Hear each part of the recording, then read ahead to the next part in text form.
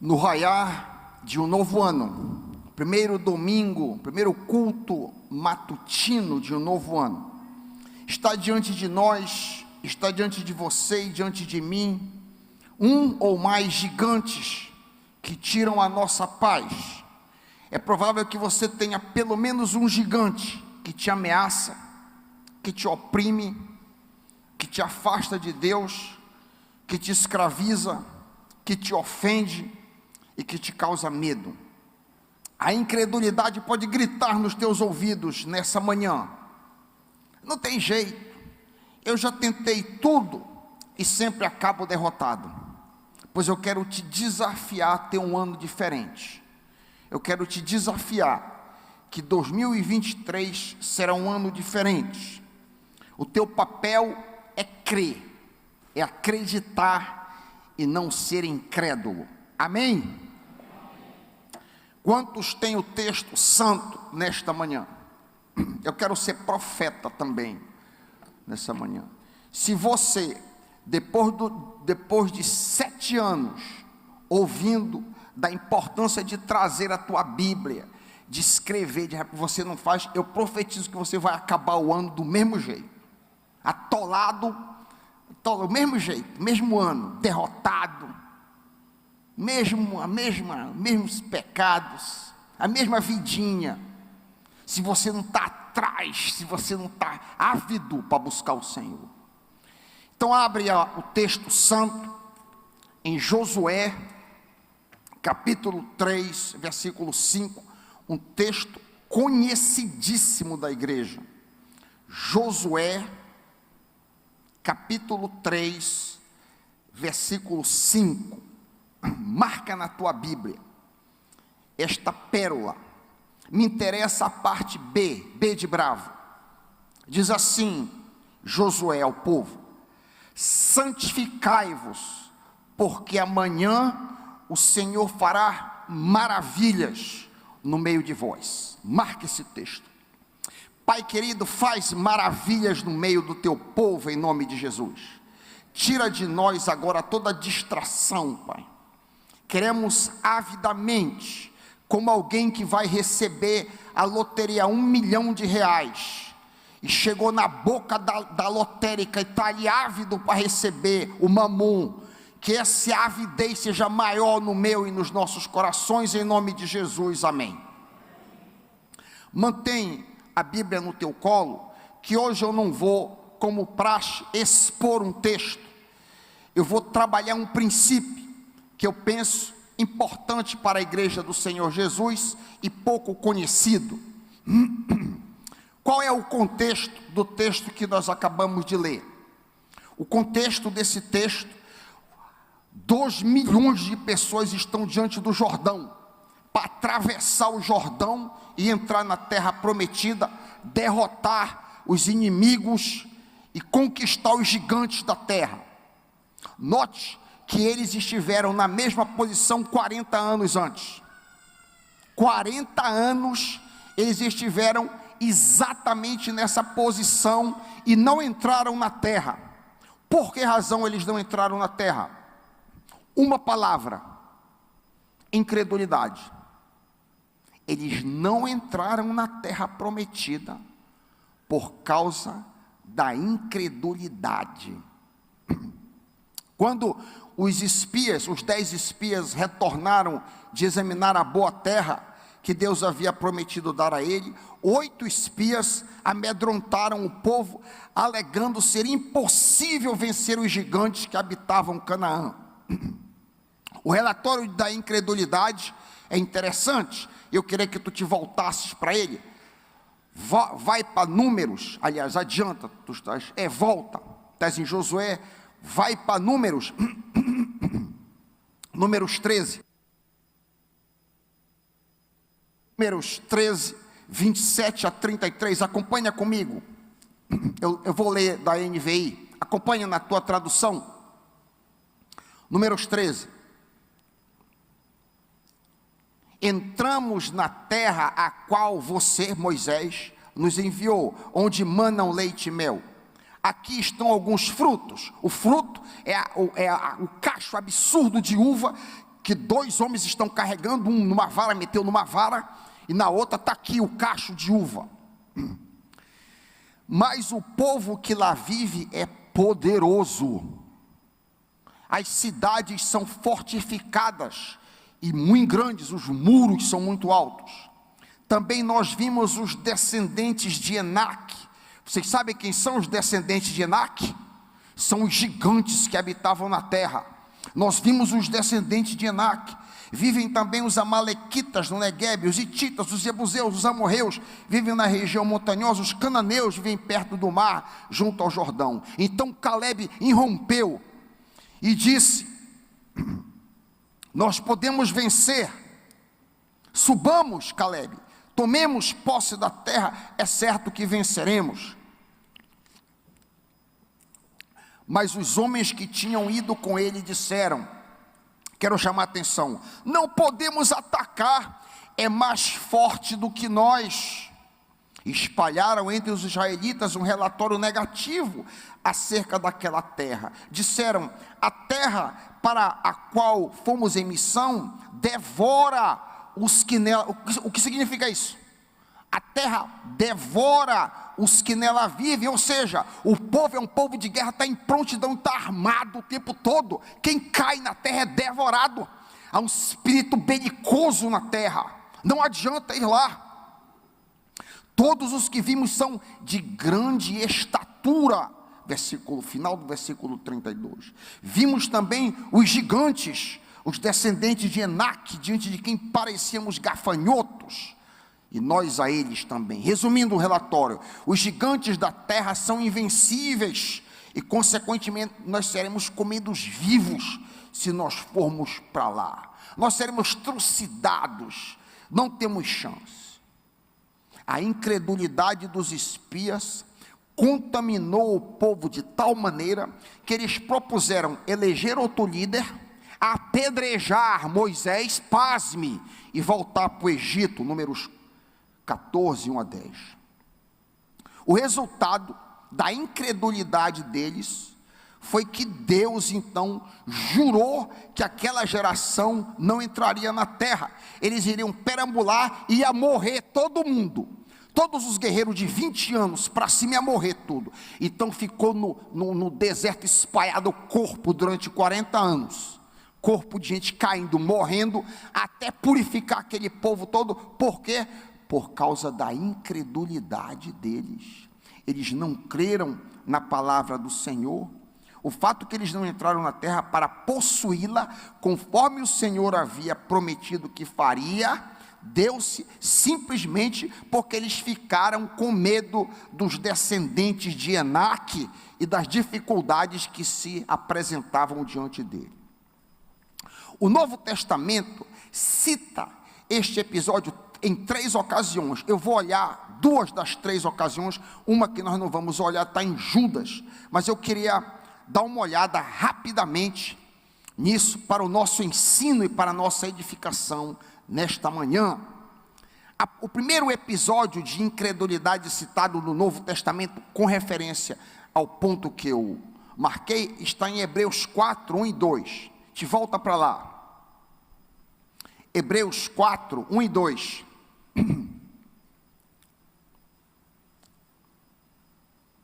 Um texto um tanto convoluto, mas que eu vou explicar depois de ler. Hebreus 4, visto que nos foi deixada a promessa, nós cristãos, foi deixada a promessa de entrarmos no descanso de Deus, temamos que alguns de vocês pensem que tenha falhado entrar no descanso de Deus, pois as boas novas foram pregadas também a nós, cristãos, quanto a eles, israelitas, mas a mensagem que eles, israelitas, ouviram de nada lhes valeu, pois não foi acompanhada de fé por aqueles que a ouviram. Deixa eu parafrasear isso aqui. O autor de Hebreus está dizendo que havia uma promessa para os israelitas entrarem no descanso, entrarem em Canaã. Eles falharam por terem sido incrédulos, é isso que ele disse. Esta promessa de entrar no descanso é válida para nós, crentes. Nós entramos no descanso, no reino de Deus, se nós não formos incrédulos. Note cuidadosamente algo que talvez a tua tradução passou batido, como a minha aqui passou batido. As boas novas, Evangelion, foi pregada para eles. Você sabia que o evangelho foi pregado para os israelitas? Como é que está na tua tradução? Aqui a minha está boas novas. Algumas traduções coloquem, o evangelho foi pregado para eles. O evangelho envolvia, isso aqui é fundamental, o evangelho envolvia não apenas a libertação da escravidão do Egito, mas também a invasão e conquista de Canaã. Se tu não prestares atenção em nada, presta atenção nisso aqui. O evangelho pregado para os israelitas não envolvia apenas a libertação do Egito, a retirada do Egito, envolvia também a entrada na terra. Eles não entraram na terra, diz, por causa da incredulidade. Olha só o que eu estou dizendo aqui. Você sabia que este evangelho foi pregado a eles? Este evangelho foi anunciado, por exemplo, em Êxodo 6, você que não sabia, eu imagino a esmagadora maioria aqui, você que não sabia, olha o evangelho pregado a Israel. Êxodo 6, eu tinha colocado de 2 em diante, eu vou ler apenas os 6 e 8. Êxodo 6, 6 a 8. O evangelho. 6. Por isso diga aos israelitas, Deus falando com Moisés, eu sou o Senhor. E aqui começa. Eu os livrarei do trabalho imposto pelos egípcios, eu os libertarei da escravidão, os resgatarei com braço forte, com poderosos atos de juízo. 1.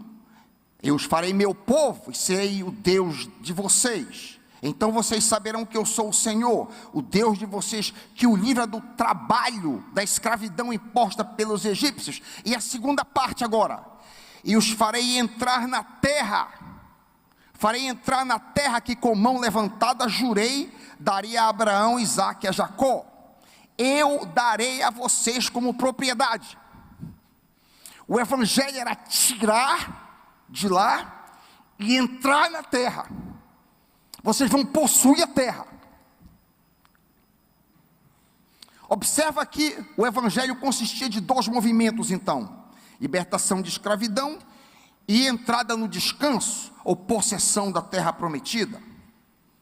Uma curiosidade aqui que talvez esteja rondando na tua mente. Por que o autor de Hebreus chama a entrada em Canaã de descanso? O contraponto do descanso do Senhor, que a gente lê em Hebreus, é o trabalho do faraó. Descansar no Senhor é o direto oposto de ser escravo de faraó. Há um contraste entre servir a Deus e servir a faraó. Esse contraste é ouvido repetidas vezes nos diálogos de Moisés com faraó. Por exemplo, em Êxodo 8:1, parte B, assim diz o Senhor, deixa o meu povo ir para que me sirva. Ou seja, ao invés de servir a ti, faraó vai servir a mim. E o que é que envolve esse serviço? Entre outras coisas, a conquista de Canaã. Vai me servir, vai ser crente, conquistando Canaã. Talvez você esteja se perguntando, mas pastor, que descanso é esse que eles iam lutar, conquistando a terra no braço, na luta, guerreando contra os terríveis inimigos? Seria descanso porque o Senhor iria com eles, ajudando-os nas pelejas e dando a vitória para eles. Eles não lutariam sozinhos. Os israelitas não lutariam sozinhos contra os cananeus, os jebuseus, os ferezeus, os heveus, os amorreus, etc. A vitória não aconteceria simplesmente na força do braço. O papel dos israelitas era lutar na dependência do Senhor. Nessa dependência eles entrariam no descanso. Mas, ao invés de fé em Deus, a incredulidade deles diante dos gigantes prevaleceu. Este mesmo episódio aparece também em 1 Coríntios 10, 1 a 5. Te volta para o Novo Testamento. Tu leste os Hebreus, né? Volta um pouco para 1 Coríntios. 1 Coríntios 10, 1 a 5. O mesmíssimo episódio narrado. Ora, irmãos, não quero que ignoreis que nossos pais estiveram todos sob a nuvem, e todos passaram pelo mar, tendo sido todos batizados, assim na nuvem como no mar, com respeito a Moisés.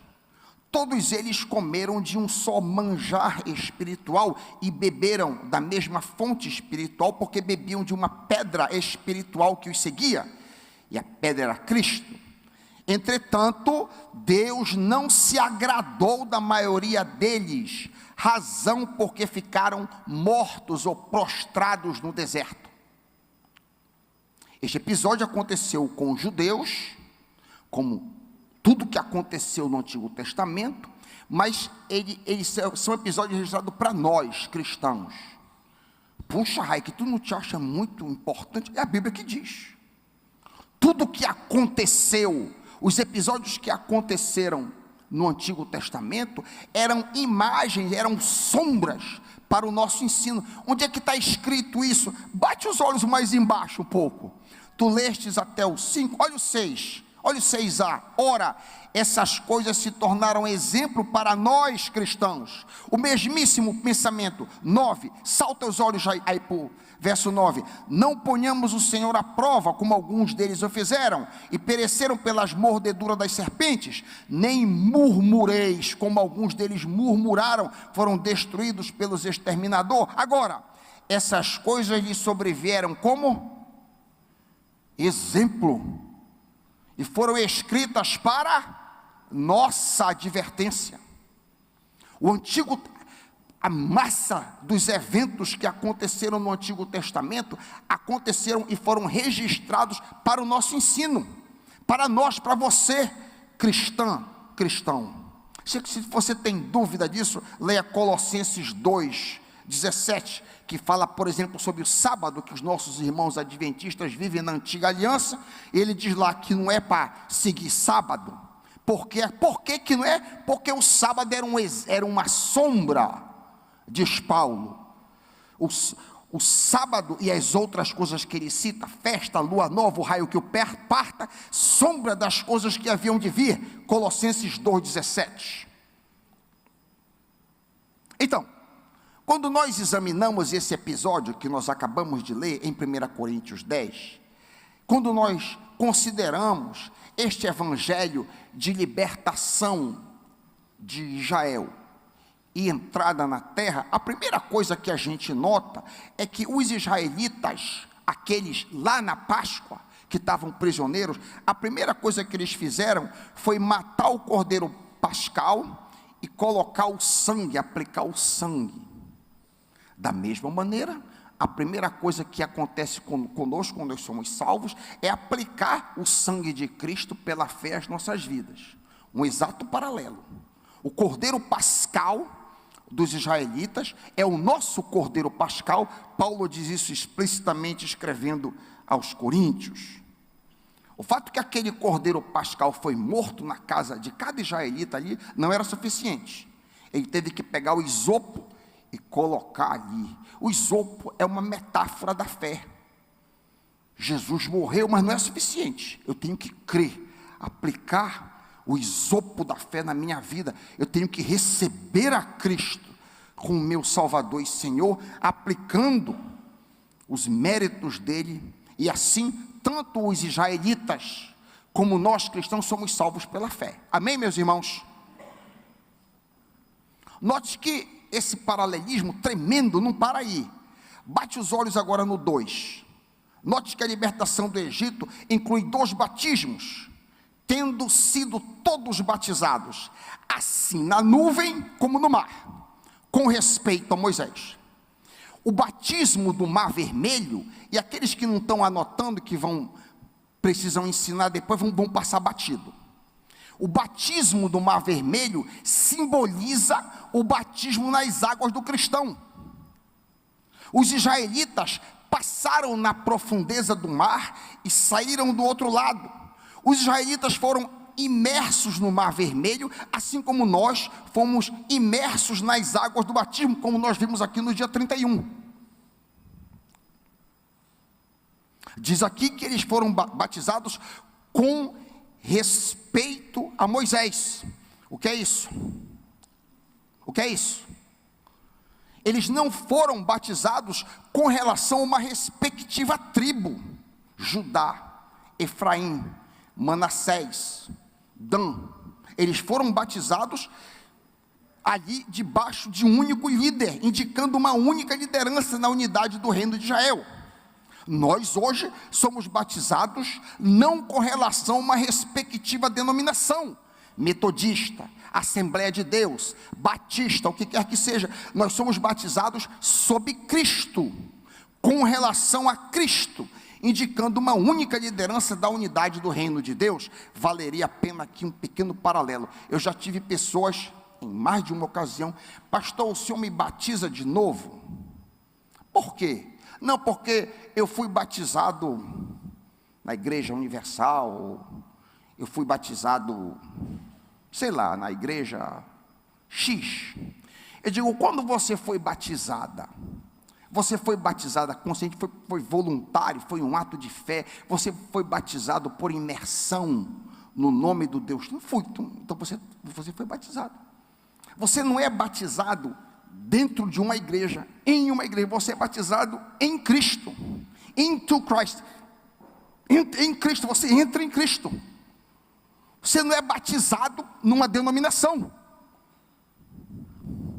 Então eles foram batizados aqui em Moisés, nós somos batizados em Cristo, simbolizando uma unidade de um líder. O outro batismo aqui, que diz, todos foram batizados na nuvem. Batizados na nuvem. Enquanto o batismo no mar foi algo que eles entraram e saíram, o batismo na nuvem foi algo que veio de cima e os envolveu. Eles foram, por assim dizer, envelopados pela nuvem da direção do céu no Espírito Santo, como nós lemos, por exemplo, em Isaías 63, 11 e 14, a título de exemplo, para que não fique apenas o que eu estou dizendo, mas que você tenha a sua fé firmada na Bíblia.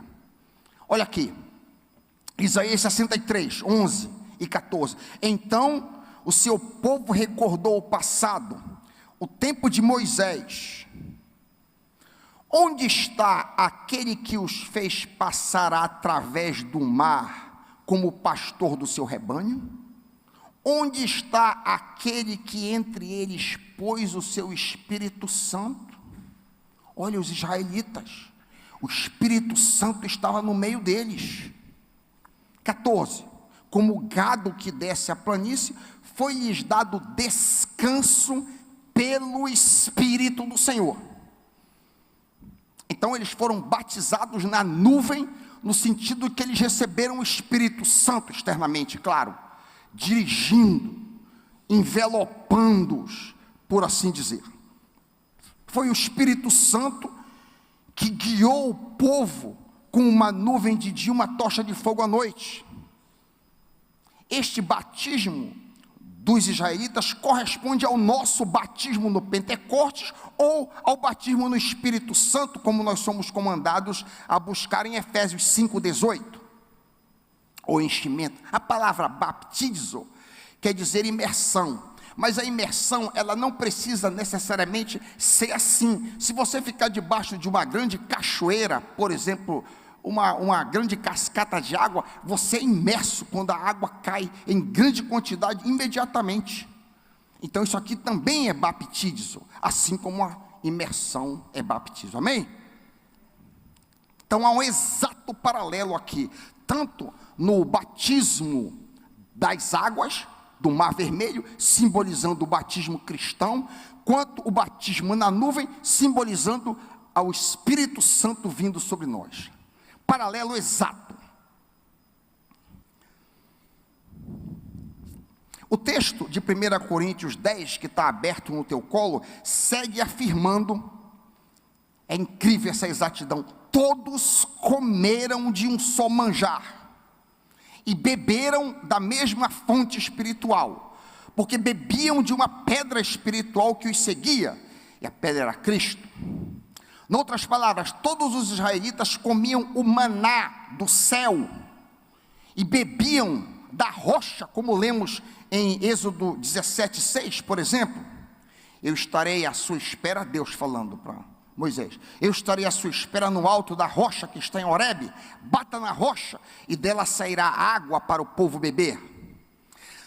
Tanto a comida como a bebida referem-se aqui ao sustento diário que os israelitas recebiam. Eles não sobreviveriam sem esse sustento diário. De igual forma, olha o paralelo questão. De igual forma, os crentes precisam receber a comida da palavra, como Jesus disse: nem só de pão viverá o homem, mas de toda a palavra que sai da boca de Deus. De igual forma, os crentes não apenas comem, mas bebem a bebida de Cristo, como o próprio Cristo disse: se alguém tem sede, venha a mim e beba. Quem crer em mim, como diz a Escritura, do seu interior fluirão rios de água viva. Tanto a comida da palavra de Deus, como a bebida da comunhão com Cristo, referem-se a um sustento diário dos cristãos. Nós não podemos viver a vida cristã sem esse sustento diário. A vida cristã é vivida diariamente. Tragicamente, o texto segue dizendo, no versículo 5: entretanto, Deus não se agradou da maioria deles, razão porque ficaram mortos pelo deserto. Depois de todas as benesses apresentadas, depois da salvação pela fé no Cordeiro Pascal, depois dos 2 batismos recebidos, depois do sustento do maná e da água, Paulo nos informa que Deus não se agradou deles. Por quê? Você pergunta. As razões podem ser vistas nos versos seguintes. Acompanha comigo os versos seguintes. Razões: cobiça, verso 6. Idolatria, verso 7. Imoralidade sexual ou impureza, verso 8. Colocar Deus à prova ou incredulidade, verso 9. E murmuração, verso 10. Eu quero destacar, dentre esses pecados aqui, o pecado da incredulidade. Você sabia que incredulidade é pecado? Não crer é um pecado perverso? Eu queria destacar isso aqui. Olha a avaliação de Deus, a incredulidade do povo, em Números 14:11, justamente o episódio que eles não quiseram entrar na terra. A reação do Senhor. Quando eles disseram: vamos apedrejar Moisés, vamos levantar outro líder aqui, e aquele tumulto todo aconteceu. Olha o que Deus diz. Números 14:11. Disse o Senhor a Moisés: até quando me provocará esse povo? Aqui agora, até quando não crerá em mim? Incredulidade. Até quando esse povo não vai acreditar no que eu digo? A despeito de todos os sinais que eu fiz no meio deles, 10 pragas, abriu o mar vermelho, sustentou, abençoou, a despeito de tudo, eles continuam incrédulos. Qual é a aplicação para nós de tudo que nós ouvimos até aqui? O Evangelho de Cristo não envolve apenas perdão de pecado, aceitar Jesus. O Evangelho de Cristo não envolve apenas batismo nas águas. O Evangelho de Cristo não envolve apenas o enchimento do Espírito Santo. O Evangelho de Cristo não envolve somente o sustento diário da palavra e da comunhão com Cristo, embora todas essas coisas sejam necessárias e importantes e nós devemos praticá-la. O Evangelho envolve a salvação do pecado, que corresponde à conquista dos gigantes. Eu diria mais ainda, A vitória sobre os pecados é um dos pontos mais importantes do verdadeiro evangelho. O evangelho que tem sido pregado e que eu cresci ouvindo a vida inteira, que fala que tu é salvo para ir para o céu, é uma distorção. O evangelho que tem sido pregado durante décadas pelo mundo evangélico, que salva, vai para o céu, levanta a mão, vai para o céu, aceita Jesus, isso é uma distorção. O evangelho verdadeiro, ele será chamado Jesus, porque salvará o seu povo dos seus pecados, vai arrancar do pecado. Jesus veio a esse mundo para tirar do pecado. Jesus não veio a esse mundo para nos levar para o céu e simplesmente nos livrar do inferno, não. Esse não foi o objetivo da vinda do Senhor Jesus a esse mundo. Jesus veio para nos libertar e nos dar vitória.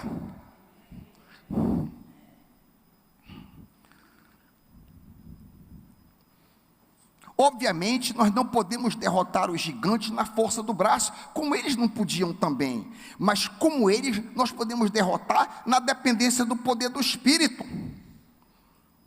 Nós temos dito repetidas vezes que Jesus veio a esse mundo para nos libertar no poder do Espírito Santo.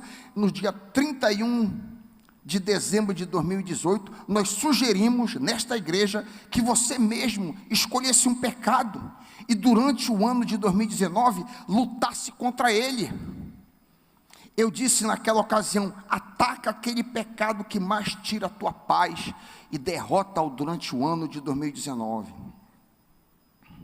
No final de 2019, nós fomos desafiados. Eu apresentei o primeiro gigante, o gigante da murmuração. Alguém lembra disso? Um grande gigante. É provável que muita gente não soubesse que murmuração era pecado. É pecado contra Deus. Deus detesta a murmuração. Nós apresentamos esse gigante aqui, diante do povo de Deus. E agora, o Senhor diz, aquele que diz, não matarás, diz, fazei tudo sem murmuração. Imagina o descanso que é produzido em nós e nossos cônjuges pela derrota desse gigante. Imagina, meu irmão, minha irmã, você ter uma esposa em casa que nunca murmura. É o céu. Entrou no céu. Imagina se o seu esposo jamais murmura. O seu esposo jamais murmura.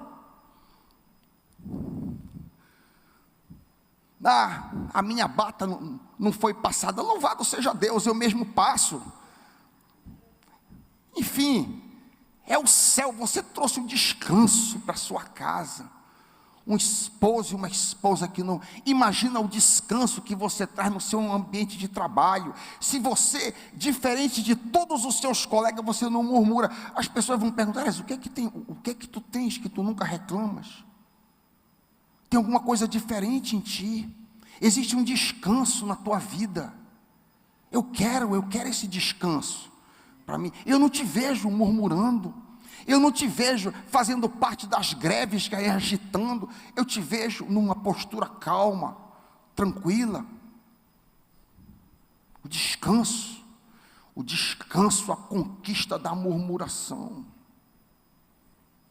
Que paz tem o homem e a mulher que não vive abrindo a boca para reclamar. No dia 31 de dezembro de 2020, eu estava hospitalizado e a sequência foi interrompida. Vocês lembram, talvez, disso? No ano passado, no dia 31 de dezembro de 2021, nós lançamos outro gigantesco desafio. Apresentamos um gigante terrível, que foi o gigante da impureza, olhos puros. Jesus deu enorme ênfase da necessidade de buscarmos pureza. A pornografia é um gigante que tem derrotado a maioria dos crentes nos nossos dias. Que tristeza. Que tristeza. Imagina quando uma filha ou um filho fica sabendo que o pai é pornógrafo. Que exemplo, hein? Que exemplo, meu Deus. Meu Deus, você não quer chorar se você descobrisse se o teu... E Deus?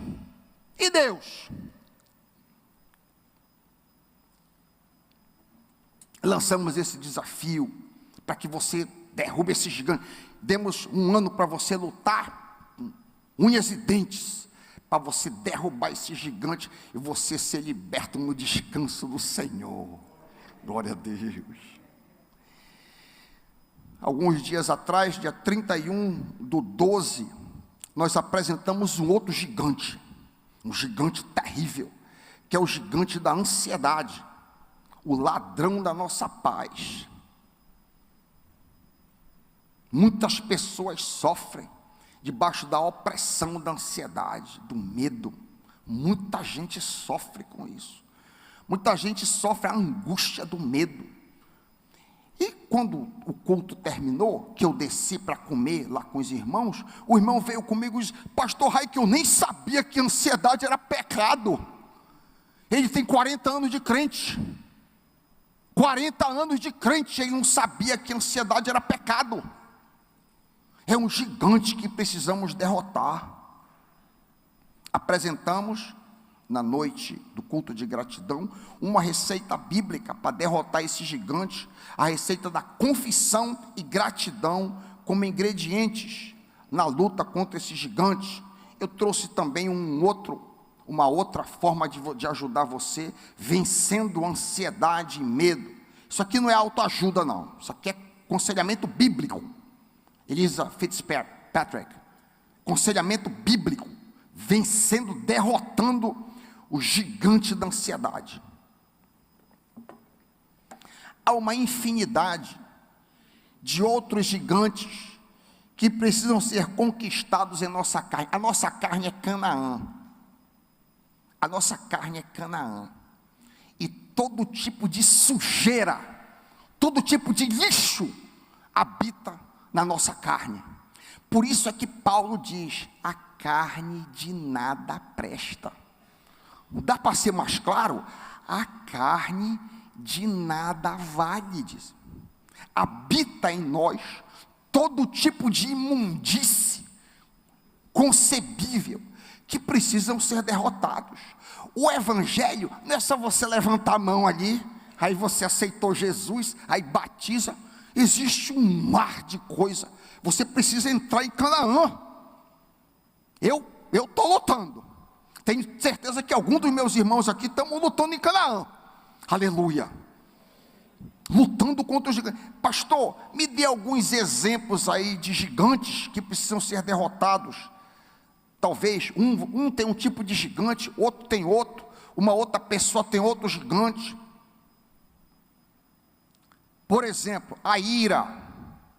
A ira é um gigante que domina muita gente. Como é que uma pessoa, como é que uma esposa, 40 anos de crente, grita com seu esposo? Como é? Isso acontece. Dominada pela ira. Não é isso, precisa. Vocês sabiam que existem 2 pecados no Sermão do Monte que Jesus fala que leva para o inferno? É o pecado da ira e o pecado da impureza. Pecados seríssimos. Muito marido grita com a esposa, e grita no trabalho, perde a calma. A gente precisa banir isso das nossas vidas. Você sabia que é possível você viver nesse mundo sem jamais se aborrecer? Você sabia disso? Muita gente, eu fiquei surpreso, espera, não é possível, não é possível, não é possível. Quando os meus olhos foram abertos, lá em Efésios 4 diz: lancem fora toda a ira, cólera, gritaria, lança fora, acaba com isso. É o Deus que diz: não matarás, diz: não, lança fora isso. Eu iniciei uma batalha para a honra e glória do Senhor, tenho vencido, e tem feito maravilhas no meu casamento. Digo para a honra e glória do Senhor Jesus. Derrotei esse gigante na minha vida. E você pode derrotar também esse gigante. Existem vários outros gigantes: ciúme, amor ao dinheiro, hipocrisia. Esse aí eu luto contra esse aí de vez em quando.